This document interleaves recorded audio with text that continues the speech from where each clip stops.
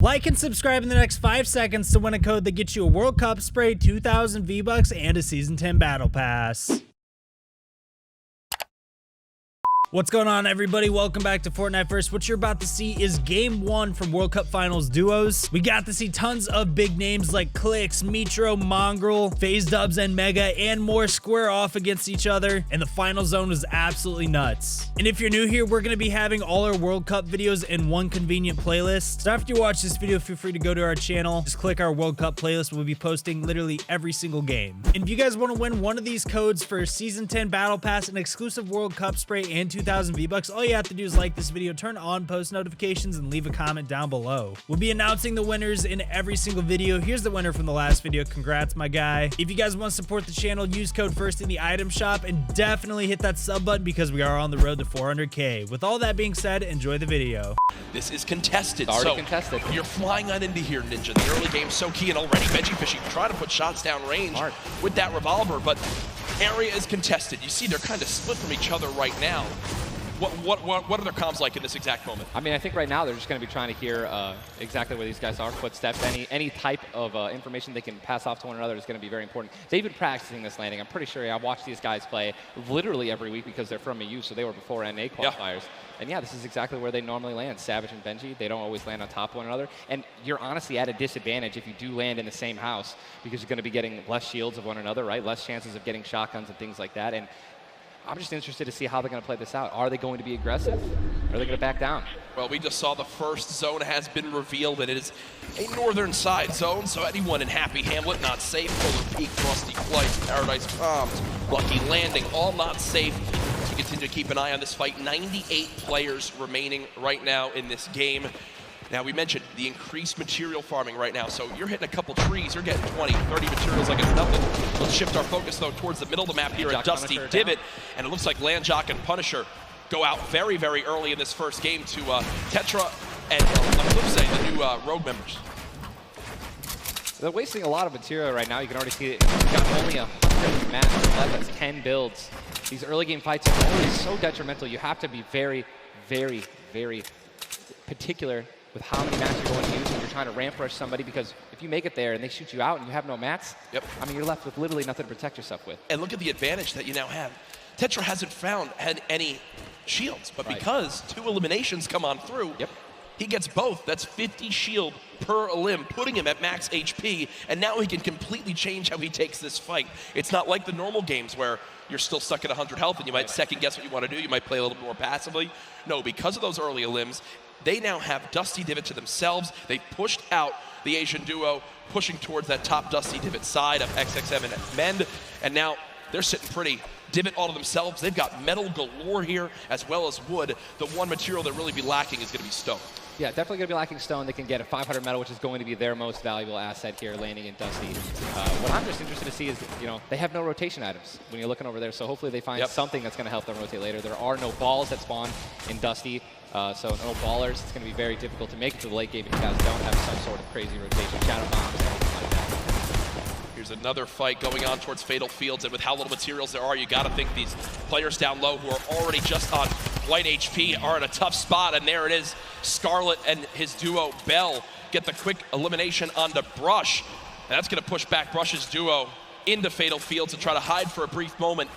Another rough start right there. So much stone in Fatal Fields. I feel like Fatal Fields is a underrated landing spot. I think you can get everything at Fatal Fields. You definitely get wood and brick very quickly, and then there's definitely some metal that you can gather around. You know, there's a bunch of cars and things like that. Some tractors there in the sticks. But listen, man, I'm really curious as to why they're not pushing Sizz. Well, it's kind of a double-edged sword too, because yes, Sizz is by himself, but we've all experienced how easily you can hide in that brush there in the cornfields. And Sizz Lucky, these top players who land Fatal Fields, know how to actually navigate the loot in the corn without breaking the corn. So I need to break the corn every time. Right, same.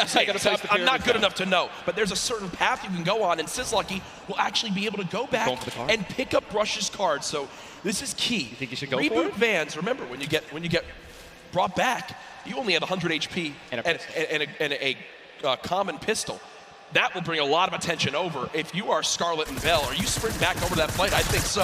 Now across the map, though, An engagement going out between KBB, Yuang, and their duo up against Vinny and Zexro, and there's the knock right there, Ninja. Drum shotgun's very powerful. It's definitely underrated. You can get inside somebody's 1-by-1 right there. I mean, there's another knock with a drum shotgun, just absolutely wreaking havoc. Yuang trying to take this wall. I think his teammate is not going to be able to stay alive, so it's going to be Zex and Yu. He's got the shield advantage. All he has to do is play this patient. I'm pretty sure that these guys don't have that many materials, so just needs to spray it out and hopefully find a chance to take him down, but he's healing up. Yeah, Zexro has minis as well as big shields, so we'll be able to get back to full shield. And Yuang now in a tough spot. Do I try to go? Zex definitely can interrupt this now. He took too long to start going with the res, but it looks like he's just going to be going for the reloads, taking his time, and he might be dipping out, maybe trying to. He's definitely staying aggressive, but he's going to get the revive off, and now it's a 2-on-1 again. Zexro staying confident though, knowing right now still at over 150 HP, the teammate has to be at 30 health. The wall comes through, trying to spray it, and it's not gonna happen, and you see Zexro right there, hands right to his head, some solid damage done, but Yuang dropped down to 59 HP, but with that elimination, we'll bump back up to over 100. Very, very close right there, Ninja, with the drum shotgun. Very important is checking out the storm right now. A lot of these players, there's a lot, you guys can't see the screen, but there are plenty of people who are outside. They're gonna have to start their rotations in, and this is actually where a lot of very talented players with their aim can clean up a lot of kills. This is actually my teammate and I's reverse. Our strategy was to try to get in those spots where you can beam people who are going to be flying throughout the sky using a lot of the slipstreams and just taking advantage of, your incredible accuracy. A little update too on Sizlucky. They did get the reboot in Fatal, so they're both back in play. Look at how slow this lobby is going, folks. 92 players left, and a definite fan favorite here. Nate Hill and Funk of FaZe Clan currently set on up near Lazy Lagoon. And Ninja, this is your landing spot that you went to with your duo reverse. What are maybe some little tips and tricks for players at home who like to land here? Yeah, all right, so there's, if you go on the boat, on the ship, every single one of the masts is like worth 200 wood, so you definitely want to go for those and easily get max wood in arena in probably less than 10 seconds. And also there are some metal anchors in town that you can get for about 300 metal, which is, like the most valuable material that you can get. I mean, I'm just 91 players. I mean, have we talked about Storm Surge? I mean, we haven't yet. I was going to let that be a bridge when we cross it, but because 91 people left. I mean, how soon is it going to be? We're going to have Storm Surge in every game. Yeah, I mean, it's going to be like, this is going to be nuts. If you guys don't know what Storm Surge is, basically the team that has done the least amount of damage is going to start taking damage until they get above the damage threshold. Yes, and it tells the players on their screen what the damage threshold is. If you're used to playing at home, you probably have never experienced Storm Surge in a normal game, but it is very common in competitive because everyone wants to last until late game, earn those extra points, and wind up getting those placement points to come on through. Watching Letwick and Flexi right now, it's so scrappy, Ninja. It's not your normal game where you get to loot up and freely grab everything you want. Here, I mean, look at the inventory. A common heavy assault rifle, 2 heavy bullets.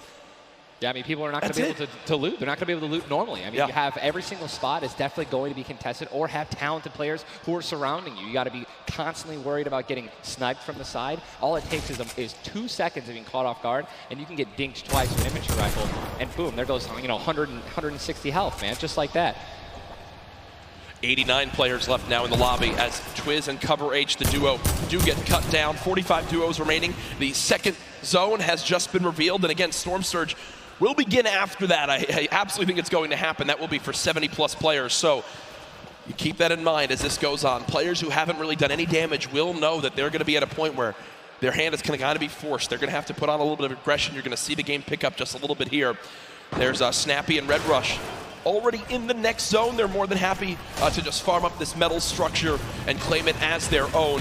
They're actually very centralized as well. Yep. I mean, a really great strategy that you're going to see a lot of people going to be using throughout this weekend in solos and in duos is to just try to get in the dead center of the second zone and honestly just kind of pray that the circle is going to continue to rotate in your favor. I mean, I'm still looking at a lot of these guys' inventories. One guy just gets knocked in front of him. Like, going to try to save his team. It's not going to happen. But there's not a lot of rotation items. I haven't seen a lot of shockwave grenades. I haven't seen a lot of shadow bombs. I don't see any launch pads in anyone's inventory. Yeah.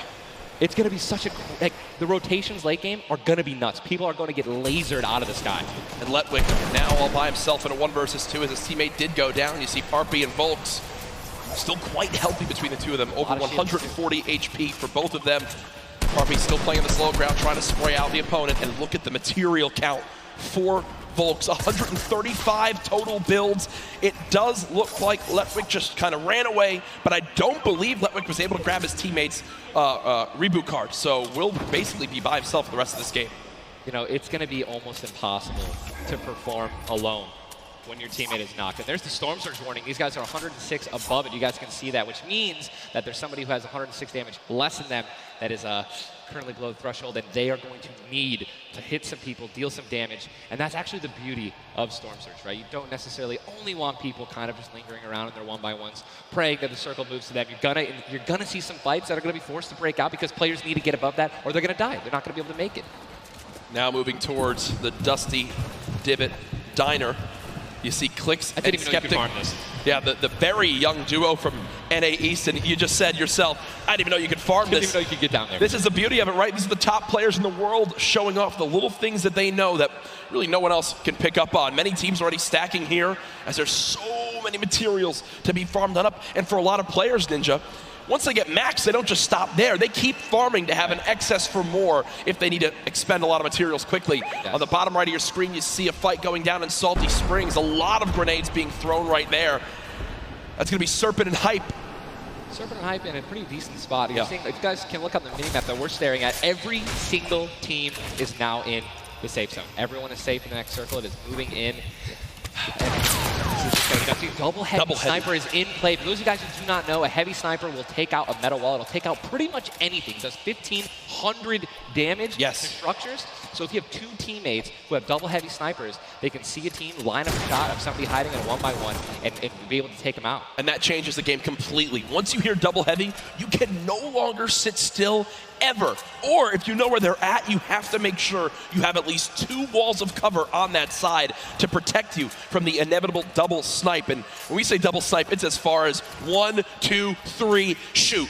And they both fire at the same time and catch you off guard. There's absolutely zero time to react. And one thing you guys we've talked about are the rotation items. We got 6 shadows for this guy, and they have a baller, so they're sitting pretty. I think these guys are in a great spot. Absolutely. And you see the zone did just update towards the northern side of this current storm. Storm Surge is now in play, so players beginning to drop. 80 players in total in this game. They will just rotate on out of here. Hype and Serpent don't want the fight. And that's Jay now quite weak. With Storm Surge beginning to tick in. Quentin and Lanouf now having to push a fight as Storm Surge is affecting them as well. And you see it just kind of smites them down from the heavens, and there they go, getting dropped by Storm Surge. Unfortunate for them, but again, with not enough damage done, they do fall below that threshold. Jeez, man, Storm Surge really does just force people into some pretty tricky situations. But again, man, it just goes to show a lot of aggressiveness is going to pay off for teams, man. You don't want to be put in that situation where, you know, you have to desperate and push. Maybe a duo that's better than you in combat. You know what I mean? And Airwax and Nikov just... That's a replay. Was that a replay? They just went down. Airwax and Nikov are winners. Well, Airwax at least are back-to-back winner of the Pro-Am. Does go down. Airwax double qualified as well. Tough first game for them, as they do go out quite early on. 71 players left in this game, 38 duos. Again, it's a slow crawl as everyone begins to drop. Have you ever seen anything like this in competitive? No, I think that the only time that we saw numbers like this were when the circles they didn't really chunk that much, and they were more centralized in the beginning of competitive. So really no one had to rotate that much and no one had to fight. So now that these circles are really just kind of moving around the map, you can't really predict them. I mean, you're getting these players who have, again, the great aim, and they're just beaming people who are focusing on trying to rotate in the circle. Now look, there's so many people coming from the south right now. And it's just free kills if you guys are in a top position with solid aim, man. You're going to Texture right now, already getting beamed. He's spamming the spacebar, trying to make it as difficult as possible to hit. He sees a lot of, look at it, already trying to figure out right now, where's he going to land? Look at all these people who are already boxed up. They're already creating these tunnels. More shots coming down. And he's going to be able to make it. 8 grenades. So that's going to be, I mean, if he can get in a position where some players are already getting focused on the outside, 8 grenades, he might be able to clean up those kills too. Yep, that's right there. They do box up in time. Did take some shield damage, but thankfully they have some minis to replenish that in just a few brief moments, as there's Eclipse now using them. He's got his teammate right next door as well. Medkit, so they're going to pop that too. Every little bit of HP matters. Saving the campfire for the late game, it appears. Definitely got to save the campfire. In the elimination feed right there. Here's a look at MONGRAAL earlier with his duo, Mitro. They're set up currently in this zone. 68 players left. Love watching this guy play, man. I'm serious. I mean, here's, you just check his inventory. Only got 2 guns right now, which is infantry rifle and a combat shotgun, so he has no spray guns. All right, spray guns are, you know, anything like to an SMG, tactical assault rifle, SCAR, anything like that. You know, you've got to have a gun that can shoot pretty quickly to kill players and hit players through their 1-bys. You know, very difficult. And look at that healing too, though. Yeah. 5 slurps, 2 slurps, 5 chug splashes. And they already have a slurp ticking. This is insane. They're super close to the zone as well. They don't have to move too far. Yep, and material-wise, look at that, 135 total builds. They're in a fantastic position to make some noise in game number 1. We'll definitely keep up to date with them. The slipstream slowly inching towards where it begins to shut down Ninja, but with so many slipstreams still available in this current zone, a lot of players are going to use that to rotate on in freely without using launch pads or the shadow bombs. There's your whole map right there, the eastern side of the zone. None of these players really going to be into play. They're going to have to inch a little bit more towards Loot Lake if they want to be safe. Some of the best, I mean, look at these are the best players in the world, and look how close they are to one another, man. I'm so excited when they actually have to force into these fights. The Storm's going to start pushing them. Look how, I'm sorry, man, I just can't, man. You guys notice also, Stinks, man, these players are so talented. It's going to be so hard to spray through their walls and actually deal damage to them. Yep. So you need things like grenades, like Stinks, right? Little fart bombs is what I like to call them, to force people out of their 1-by-1s and try to shoot them as they're rotating away and trying to build new 1-by-1s to dodge the Stinks. You see the Stinks right now going down on MONGRAAL, and MONGRAAL gets immediately ripped in 2 as it seemed like the lobby began to focus him right there. His duo still alive. With good rotation, luckily. Definitely has a bunch to, you know, to be able to play with. The next Storm Surge has begun to kick on in. Intro. 12 damage below, will have to begin to put shots down range. The zone pushing as well. So in this position, with the zone at their back, Mitro's goal, spray at players who have to push from the zone. They have one way they can go. They can't afford to take storm damage. They've got to push right at him, and Mitro knows that. Now begins the fire. Dubs just below as well. One of the players who qualified multiple times through solos and then once in duos. They also have some great rotation. 2 ballers still intact. And here's the thing that you just mentioned, all these players who are going to be rotating in, being forced to rotate in, everyone knows that. Very little ammo though. Look, these are the last 9 assault rifle shots in Dubs' inventory. It is getting scrappy, folks. And there's the split. Still though, only 80, meaning combined between the 2, they really only have about 150 shots to work with. The zone still pushing. 61 players left. Reminder, folks, this is game number 1 of 6 today in the duos competition. Dubs does go down as a player got that back wall and he wasn't quite ready for it. Mega frantically backing on up, trying to create some space. Will he be able to go? He's going to be able to pop that slurp. He's got the Storm Surge on. He's trying to be aggressive. Oh, he's still below, right? He's going to need to be aggressive. He won't even have time to revive his teammate. His teammate got finished, actually, so he's got all the shields in the world. He can get back up to full health. Storm Surge is still ripping him apart. That slurp is barely keeping him alive. Hitting him for 25 damage every time it winds up ticking. There it is again, dropping on in. Mega's hand is forced. Some big damage right there, still below. As players are continuing to drop all around, but Mega doing a solid job of keeping himself alive right now through the Storm Surge. Fantastic composure, again, one of the young players on this stage looking to try to secure the title of Fortnite World Champion. No more Dubs. The duo still okay, down, so now above. Finally above. Yep. Finally above, and guess what? The most important thing to realize, guys, look at that rotation. Yes, he's alone. Yes, his teammate's down. But he has an incredible kit to not only make it to late game, but maybe even clutch this win out. He dropped the shotgun. Okay, there you go. Got the combat shotgun, one of the greatest shotguns to have late game. Does incredible damage, long range and close range. And all the guys, the circle just rotated now into the storm. Massive amounts of distance needs to be covered. This Storm Surge is insane. It's still going on. Finally taken out. 52 players left. And this is where things are about to get serious, guys. Thomas drops some ammo right there for his teammate, Inclusia. And you see Thomas, that epic infantry rifle, one of your favorite weapons, Ninja. What is so good about that assault rifle? It 100% rewards pinpoint accurate players, right? There's no bloom necessary. Your marker, your aim is right on their head, boom, you're gonna get that headshot. You're gonna get 80 points of damage. And there's now the upgraded versions, the Legendary and the Epic, have 10 shots instead of 8.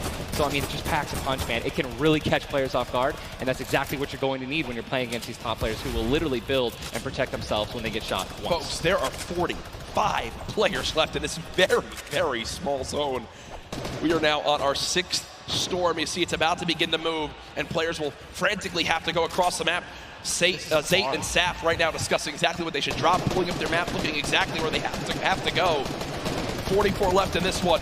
We already got people using shockwave grenades, guys. This is a very far rotation for the second movement circle, so this is actually going to move very quickly. These people are going to potentially get stuck on their launch pads because there's so much frequent building. It's going to be nuts. And who's going to try to take the high ground? Because after this first circle goes, this is where people start to only try to use the high ground. And we know high ground is everything in competitive Fortnite late game.